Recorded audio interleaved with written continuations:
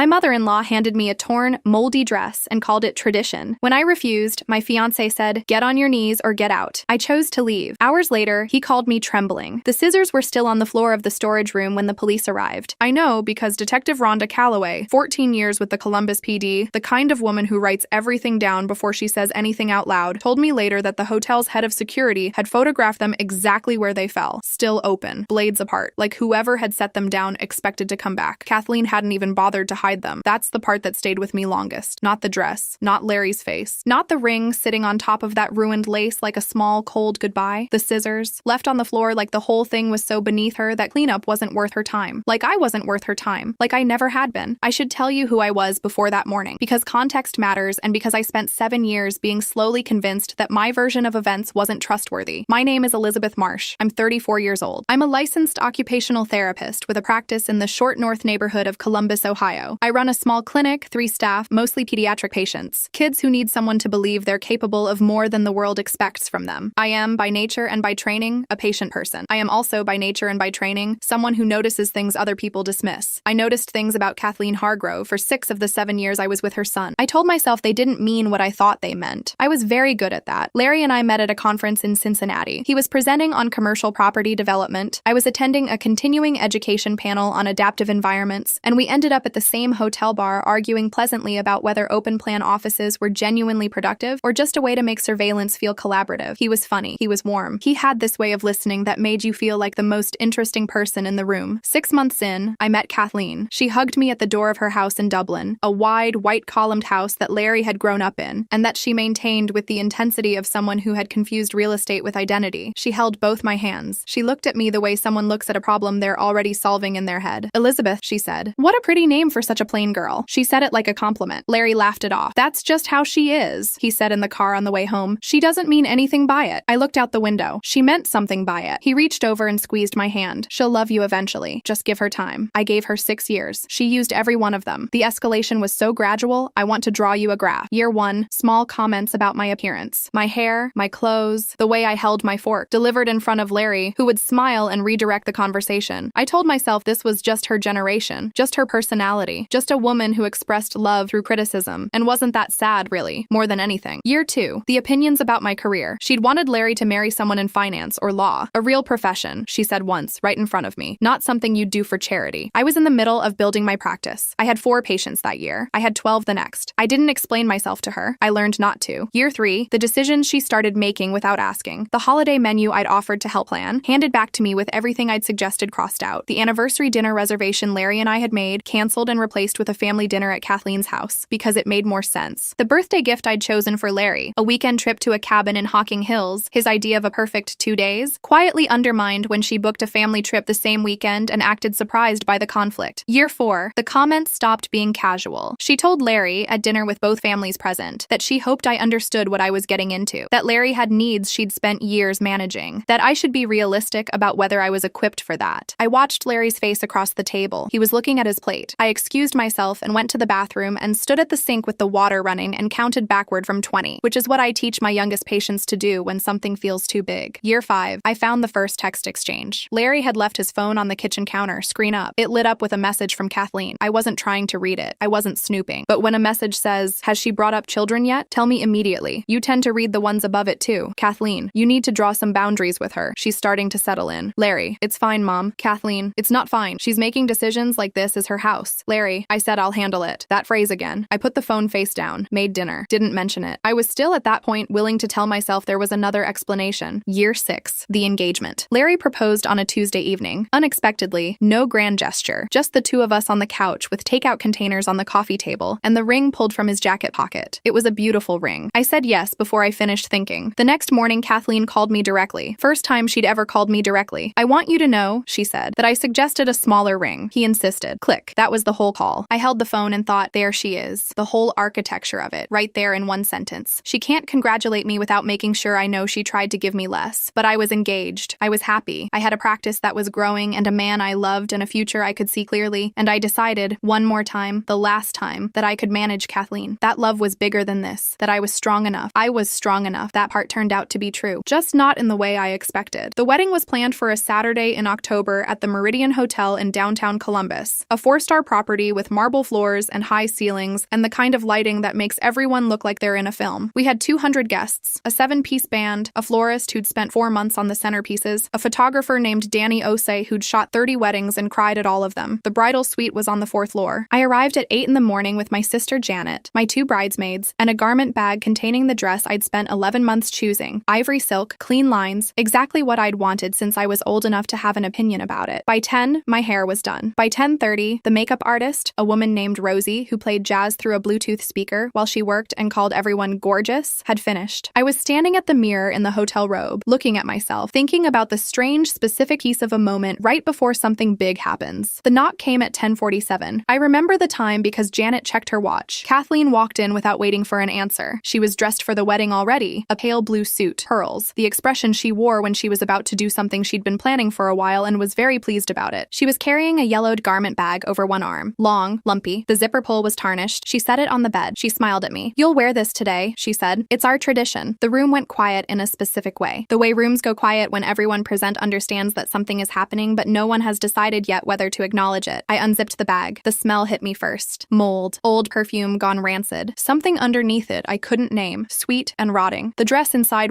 it wasn't a dress anymore. Not really. It was the shape of one. White, or it had been, now yellowed to the color of old newspaper. The left sleeve was torn from the shoulder seam, hanging by a few threads. The hem was black in places. Not dirt. Something older. Embedded. The bodice had a long tear down the right side, jagged, like something had caught it. I looked at it for a long moment. Then I looked at Kathleen. "What is this?" I said. "My mother's wedding dress," she said. "Every bride in this family wears it on her wedding day." I turned to look at Larry. He was standing near the window. He'd arrived with his mother. I registered that distantly, that he had come with her, not separately. And he was standing with his arms crossed, and his face had the expression it got when he'd already made a decision and was waiting for me to catch up to it. "Larry," I said. "What is this?" "It's tradition," he said. "Put it on." The room was completely still. Janet made a sound, small, involuntary, like something landing. "I'm not wearing that dress," I said, calm, factual, the way I talk to a child in my clinic who has just been told something unfair. "I hear you. Here is what's true." And Larry uncrossed his arms and said, "I will hear this sentence for the rest of my life. Get on your knees, apologize to my mother, and put on the dress." He didn't raise his voice. He didn't blink. He said it the way you say something you have been authorized to say. The ring on my left hand felt very heavy. I reached down and took it off. I set it on top of the garment bag, on top of that ruined, rotting dress, and I looked at it sitting there for 1 second. Then I picked up my bag, my personal bag, the one with my phone and my wallet and my keys, and I walked out. I made it to the elevator before Larry called. I watched his name light up on my phone, pressed the lobby button, watched the doors close. In the lobby, I sat in a chair near the entrance and answered his second call. His voice was shaking badly, not with grief, with something tighter. Panic. "Elizabeth, come back. Right now. The hotel manager, the police,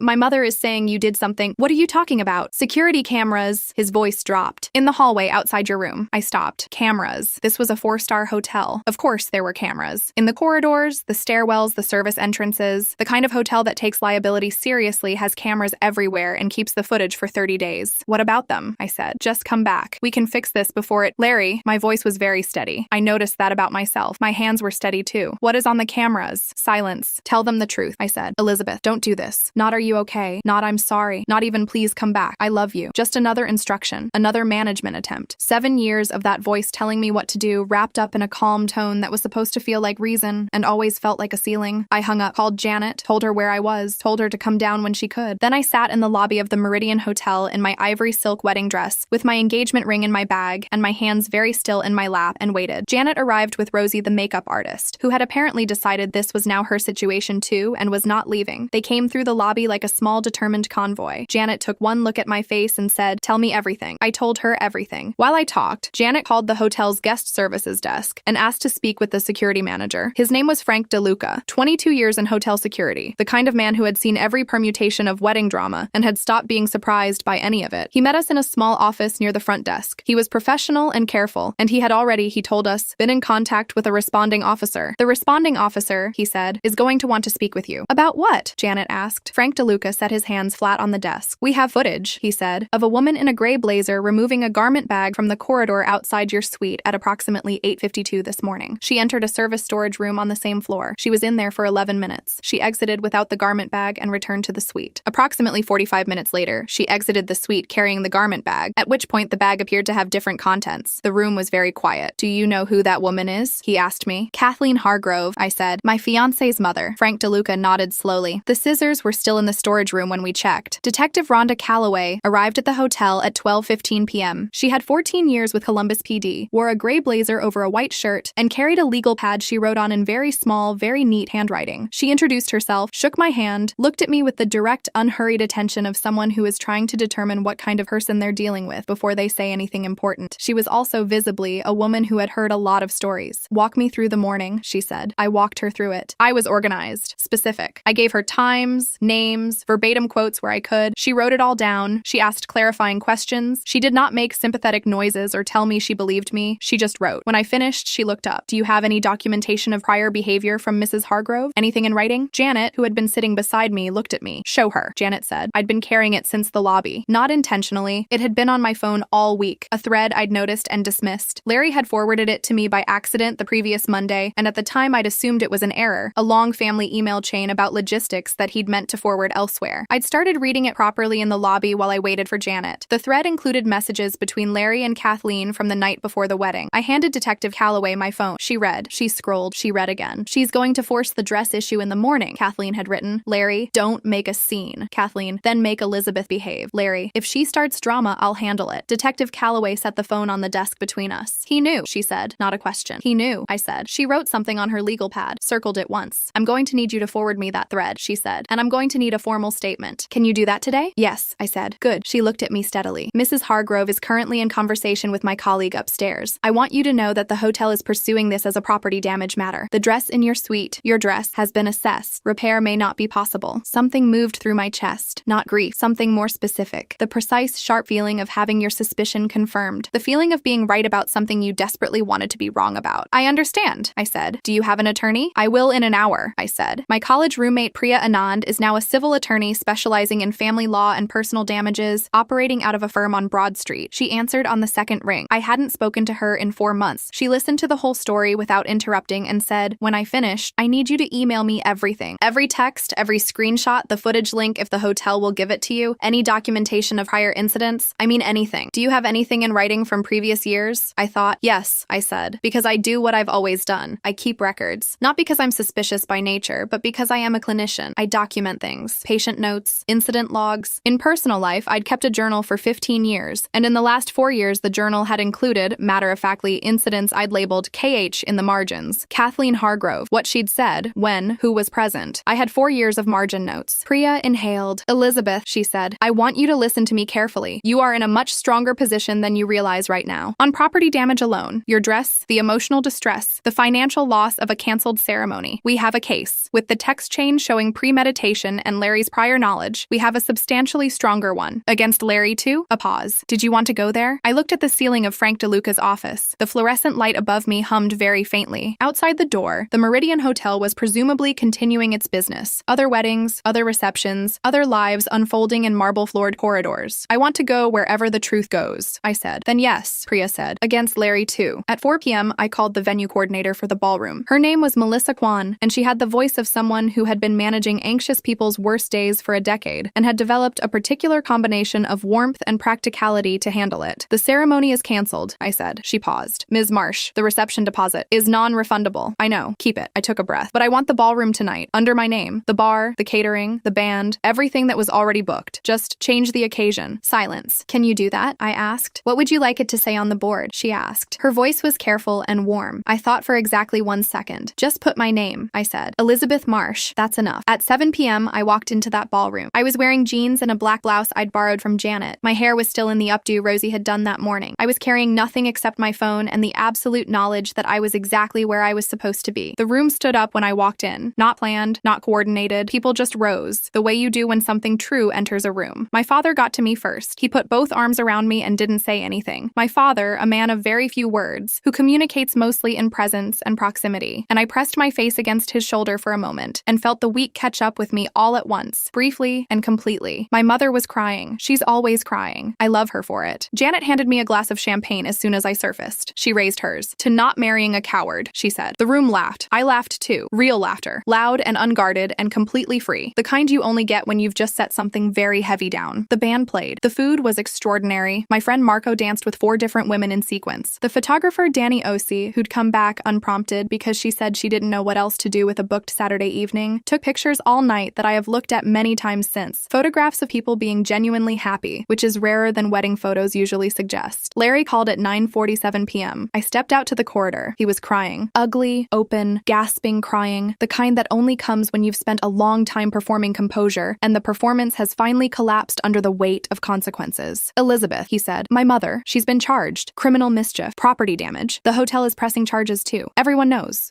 Please, just tell them it was a misunderstanding, that you overreacted. I stood in the corridor of the Meridian Hotel in Janet's black blouse with the sound of the band coming through the door behind me. Overreacted, I said. Elizabeth, you told her to make me behave, Larry. My voice was quiet, precise. I have the text. Rhonda has the text. Priya has the text. The hotel has the footage. You knew what she was planning, and you stood in that room and told me to get on my knees. I paused. There's no misunderstanding. For the first time, everyone understands perfectly. I hung up, went back inside, danced with my father. That should have been where the story ended. Clean, just, complete. It wasn't. 3 weeks later, on a Tuesday night, my phone rang at 2:14 a.m. Unknown number. Columbus area code. I almost let it go. My thumb hovered over the red button and something, I don't know what, something animal and awake in the part of the brain that recognizes danger before the rest of you does, stopped me. I answered. The voice was a woman's, low and careful, the way you speak when you're in a room you're not supposed to be in. She said, Is this Elizabeth Marsh? Yes, I said. My name is Claire, she said. I was Larry Hargrove's fiancée before you. The apartment was very dark. I sat up and turned on the lamp. I need you to listen to me, she said. And then I need you to decide how far you want to take this. Because what happened to you at that hotel is the dress, the cameras, the whole performance,